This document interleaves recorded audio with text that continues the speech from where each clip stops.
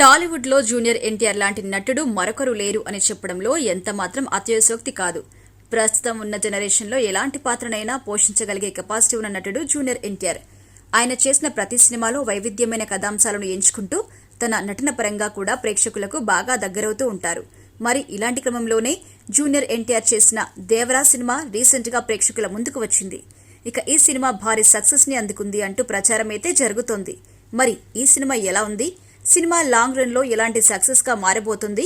సినిమాలో జూనియర్ ఎన్టీఆర్ చాలా మంచి నటన కనబరిచి సినిమాని సక్సెస్ఫుల్ రీతిలో ముందుకు తీసుకెళ్లాడు. అలాగే కొరటాల శివ కూడా ఈ సినిమాకి చాలా మంచి కథను అందించి తన టేకింగ్ తో ప్రేక్షకులను కొత్త లోకంలోకి తీసుకువెళ్లాడనే చెప్పాలి. ఇక వీలు కాకుండా ఈ సినిమాకి మరొక వ్యక్తి భారీగా హెల్ప్ అయ్యారనే చెప్పొచ్చు. ఇప్పుడు అందరి నోట్లో నాడుతుంది ఈ పేరు.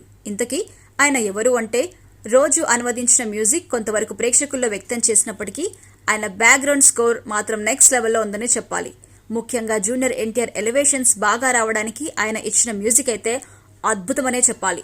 ఇక ఇప్పటి వరకు తెలుగు సినిమాలకి అంత మంచి మ్యూజిక్ ని ఇవ్వని అనిరుద్ దేవరలో మాత్రం బ్యాక్గ్రౌండ్ స్కోర్ తో అద్దరగొట్టేశారు.